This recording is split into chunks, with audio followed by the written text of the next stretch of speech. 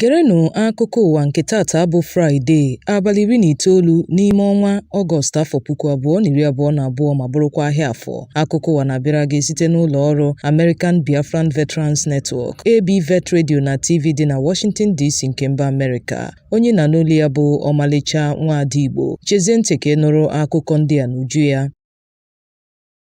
Onye ndu otu Indigenous People of Biafra bụ Maazị Nnamdi Kanu egosila mmetụta ya n'ọnọdụ ndị ndọrọndọrọ ọchịchị bụ ndị akpọchibidoro ya na ha n'ụlọ mkpọchi DSS tinyekwara ndị Hausa na Fulani. Kanu kwupụtara nke a site n'ọnụ ọkaiwu na-ekpechite ọnụ ya bụ Ifeanyị Ejiofor n'oge ha gara leta ya n'ụbọchị Tọzdee. Ejiofor bụ onye zipụtara ozi a n'abalị Tọzdee ka ha gasịrị n'ụlọ mkpọchi DS na Abuja. Ọ sịrị na n'oge ha zutere Kanu na ha na ya nwesịrị mkparịta ụka banyere ikpe ya bụ mkpegharị ikpe nke ha gbara bụ nke ga-adị n'abalị 11 nke ọnwa Nọvemba afọ 2022 bụkwa nke gara nke ọma. Ọ gara n'ihu kwupụtasịo na Kanu bụ onye a gwara ọbụladị maka usoro ikpe bụ nke ha na-aga maka ndị ọzọ bụ ụmụafọ Biafra akpọchibidoro gburugburu Naijiria bụkwa nke o gosiri ojuju afọ na agamnihu ha na-enweta. Ka o siladị, ọ nọrọ n'ebe ahụ gosi mwute ya n'ihi ndị akpọchibidoro n'ụlọ mkpọchi DSS nakwa ụlọ mkpọchi Naijiria ndị ọzọ tinyekwara ndị Hausa na ndị Fulani bụ ndị na-ala n'iyi n'ụlọ mkpọchi DSS. Ka o siladị, ọ kpọkuru ndị ọkaiwu ya ma nye ntụziaka ka ha mee ihe banyere nke a iji hụ na ndị a nwetara nnwere onwe ha. Ka o siladị, ọ gara n'ihu too ndị nkwado ya nakwa ndị otu Indigenous People of Biafra tinyere ndị isi ha dịka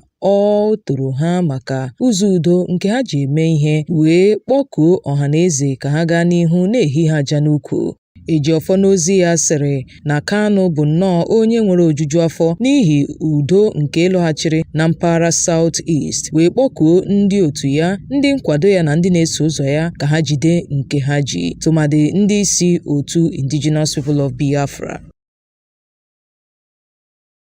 Ndị otu Indigenous People of Biafra na ndị okpukperechi Juu bụ ndị nọ na afara ukwu Ibeku dị n'ọchịchị kansụl Ụmụahịa North na steeti Abịa akatọọla n'ebe ọ dị ukwuu ịga n'ihu na mkpọchibido onye ndu otu Indigenous People of Biafra bụ Maazị Nnamdi Kanu n'ụlọ mkpọchi DSS. Otu a rụtụrụ aka sio na-agbanyeghị na ọtụtụ ndị mmadụ amanye n'ọnụ ma nye nkọwa n'ihe mere ekwesịrị iji tọhapụ onye ndu otu Indigenous People of Biafra, mana ọchịchị etiti Naijiria bụ nke Muhammadu Buhari nọ n'isi ya agaala n'ihu kpọchie ntị wee kpọọ ekwe nkụ ma kpọchibido ya. Otu a bụ ndị ruru puku mmadụ 2 n'ọnụọgụgụ na nzukọ ha nwere na Okwulaga nke dị na afara ukwu gara n'ihu nye mkpesa ma gosi iwe ha n'ihi ọjụjụ ọchịchị etiti ịtọhapụ Kanu bụ onye nọrịsị n'ụlọ mkpọchi kemgbe ọnwa Juun afọ 2021 bụ mgbe ha tọrọ ya site na mba Kenya. N'ozi ha jikọtara aka zipụ site n'aka onye nchịkọta ha bụ Rabbi Chukwuma Prince nakwa ochie dike bụ Chijioke Njimogu bụ nke ha bịanyere aka n'ime ha. Ndị IPOB bụ ndị Juu gara n'ihu rịọ onye isi ala Muhammadu Buhari ka ọ tọhapụ Kanu bụ onye ndu ha ma bụrụkwa nwa ha nwoke, ma rubekwa isi na ntụziaka ahụ nke otu mba ụwa nyere ka a tọhapụ ya n'agbakwunyeghị ọnọdụ ọbụla. Ka o siladị, otu a gara n'ihu katọọ ntọrọ ahụ a tọrọ Kanu site na mba Kenya bụkwa nke dọtara iru otu mba ụwa, otu jikọtara mba Afrịka nakwa mba ụwa ndị ọzọ bụ ndị na-agwa ọchịchị etiti ka ha tọhapụ onye ndu IPOB n'agbakwunyeghị ọnọdụ ọbụla. Ndị Juu gara n'ihu nye gọọmenti ndụmọdụ ka ọ rube isi na ntụziaka ahụ nke otu mba ụwa nyere ha. Cheta na otu mba ụwa nọrọ n'abalị 23 nke ọnwa Julaị afọ 2022 wee gwa gọọmenti Naijiria ka ha tọhapụ onye ndu IPOB bụ Maazị Nnamdi Kanu bụ onye siri na mba Kenya wee kpọlata n'ụzọ ọgbarigbogharị ma gakwa n'ihu kpọchibido ya n'ụlọ mkpọchi DSS. Ka o siladị, otu mba ụwa nyere ntụziaka ka a kwụọ ya ego iti aka n'obi ma rịọkwa ya mgbaghara n'ihi mmetọ ugwu ruru ya. Ka o siladị, ya bụ arịrịọ bụ nnọọ nke Naijiria gara n'ihu kpọọ ekwe nkụ wee ka kpọchibido ya n'ụlọ mkpọchi DSS. Cheta na otu mba ụwa nyere Naijiria ọnwa 6 imejupụta ya bụ ntụziaka tupu ha gaa n'ihu mee ihe gbasara nke a. ụlọ ọrụ na-ahụ maka ụlọ mgbasa ozi na Naịjirịa bụ National Broadcasting Commission (NBC) akachapụla akwụkwọ ikikere ọrụ nke ụlọ ọrụ AIT, ABVet Television, Ray Power FM, Rhythm FM nakwa ndị ọzọ. Ha kachapụrụ ya bụ akwụkwọ ikikere n'ihi na ụlọ ọrụ ndị a gbara ọnyụpa ịkwụ ego nnwogharị akwụkwọ ikikere ọrụ ha bụkwa nke ọnụego ya dị ijeri naira 2.66. Ka o sila dị, nnukwu onye isi ụlọ ọrụ NBC bụ Malam Balarabe Shehu nyere ntụziaka ka ụlọ ọrụ ha nke dị na steeti dị iche iche gbakọta aka ha na ndị ọrụ nchekwa ịhụ na agbachisiri ụlọ ọrụ mgbasa ozi ndị a n'ime awa 24 tuturukwe mgbe ndị a ga-akwụ ego nnwogharị akwụkwọ ikikere ha. Dịka ozi ya nke NBC zipụrụ n'ụbọchị taa, ọ gara n'ihu bipụta aha ụlọ ọrụ ndị na-enwegharịbeghị akwụkwọ ikikere ọrụ ha. Ka o sila dị, ọ nọrọ wee kwuo sị na enyere ndị a mbirimbi izuụka 2 ime nke a malite n'ọnwa Mee, mana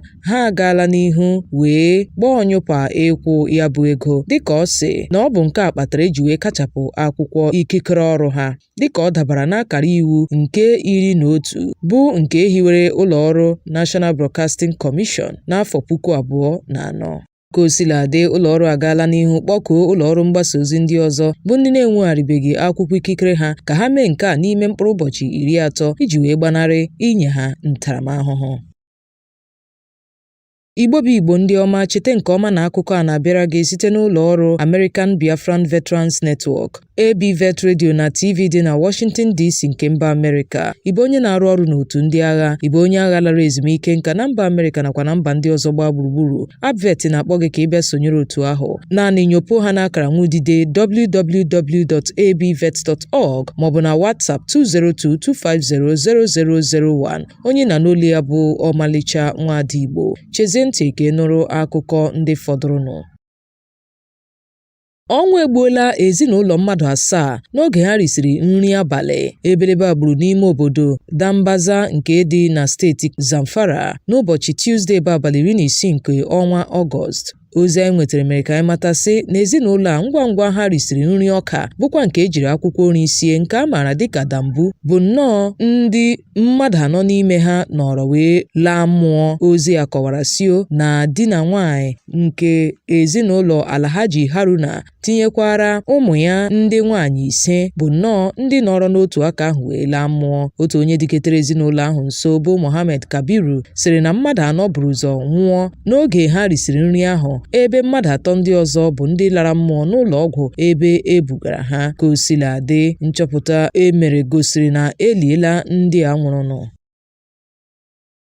Ndị otu Indigenous People of Biafra bụ IPOB agwala aka na-achị steeti Imo bụ Hope Uzodimma sio na ọ bụghị ya kwụsịrị ọkụ onye apụla ezi na steeti ahụ. Chete na Uzodimma nọrọ na abalị ole na ole gara aga wee tuo ọnụ sio na ya akwụsịla nnọọ ọkwa onye apụla ezi na steeti Imo. Ka o sila dị, IPOB na nzaghachi ya sịrị na ọ bụghị Uzodimma kwụsịrị ya bụ ọkwa onye apụla ezi, dịka ọ sịrị na Uzodimma enweghị ikikere ịkwụsị ya bụ ntụziaka n'ihi na ọ bụghị ya tinyere ya bụ ọkwa. Ka o sila dị, ha sịrị na ọ bụ onye ndu ha bụ Maazị Nnamdi Kanu gwara ha ka ha kwụsị ya bụ ọkwa onye apụla ezi bụkwa nke ha rubere isi na ya ma kwụsị ya n'otu aka ahụ. Ka o sila dị, otu a sịrị na nke a bụ n'ihi ọtụtụ arịrịọ nke ndị okenye nakwa ndị eze ọdịnala na mpaghara ahụ rịọrọ ha, ebe ha hụkwara na nke a na-etinye ndị bi na mpaghara ahụ n'ihe isi ike, bụ ihe mere ha ji wee kagbuo ya bụ ọkwa onye apụla ezi nke kwupụtara kwa ụbọchị Mọnde. Ka o sila dị, ọ sị na onye ọbụla na-emejupụta ya bụ ọkwa onye apụla ezi abụghị ndị otu ha, wezugakwa ndị otu nke Simon Ekpa nọ n'isi ya,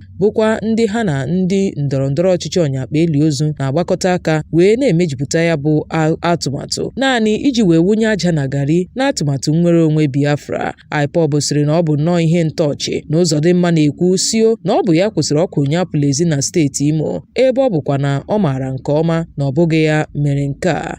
Ya mere ndị ori agbagbuola mmadụ 2 bụ ndị ọrụ ụlọ akụ mgbe ha zuru ori ụnyaahụ n'otu ụgbọala na-ebu ego bụ nke si Aba wee na-aga n'Ụmụahịa. Ọnụ na-ekwuchitere ndị uwe ojii na steeti Abịa bụ Geoffrey Ogbonnaya bụ onye kwupụtara nke a mere ka anyị mata na nke a na njinji a jiri mgbe o jiri nkeji 13 gafee elekere anya mbụ nke ehihie kpọmkwem na njikọ okporo ụzọ Ntinga nke dị na ọchịchị kansụl isi ala Ngwa North na steeti Abịa n'okporo ụzọ awara awara siri Port Harcourt gawa Enugu. O kwupụtara sio na ndị uwe ojii mobail 6 bụ ndị du ya bụ ụgbọala eji ebu ego wee na-aga bụkwa ndị si na Mobile Base 4 nke dị na Aba wee duru ya bụ ụgbọala siri Aba na-aga Ụmụahịa tupu ndị ori awakpuo ha. Ka o sila dị, ngwa ngwa ndị ori hụrụ ya bụ nnukwu ụgbọala na-ebu ka ha wakporo ya wee gbawa ha egbe bụkwa nke manyere onye ọkwọ ụgbọala ji wee gbaba n'ime ọhịa. Ka o sila dị, ndị omekome a gara n'ebe ahụ gbagbuo ndị ọrụ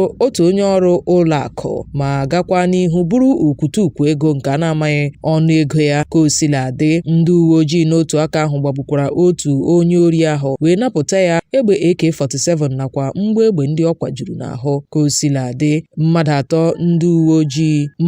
ndị uwe ojii na-edu ya bụ ụgbọala nwetakwara mmerụ ahụ bụkwa ndị nọ n'ụlọ ọgwụ ugbu a wee na-anara ọgwụgwọ. Ka o sila dị, ndị uwe ojii arịọla ọha na eze ka ha wetara ha ozi nke ga-enyere ha aka iji chọpụta ndị ori a. Igbo ndị nwe mmadụ a sị na ọkazi anaghị eju akpa ekechie ya ọnụ, ya mere n'ebe a ka anyị ga-achịkọta ya bụ akụkọ ụwa nke taa. Chete nke ọma na ọ bịara gị site n'ụlọ ọrụ American Biafran Veterans Network ABVet Radio na TV dị na Washington DC nke mba Amerịka. Ya dịrị nwoke mma, dịkwara nwaanyị mma. Onye ahụrụ taa ka ahụkwa ya echi. Onye nụrụ olu ya bụ Omalicha Nwada Igbo. Ụbọchị nta ka anyị chụọ n'Owere nchi ka emesịanụ.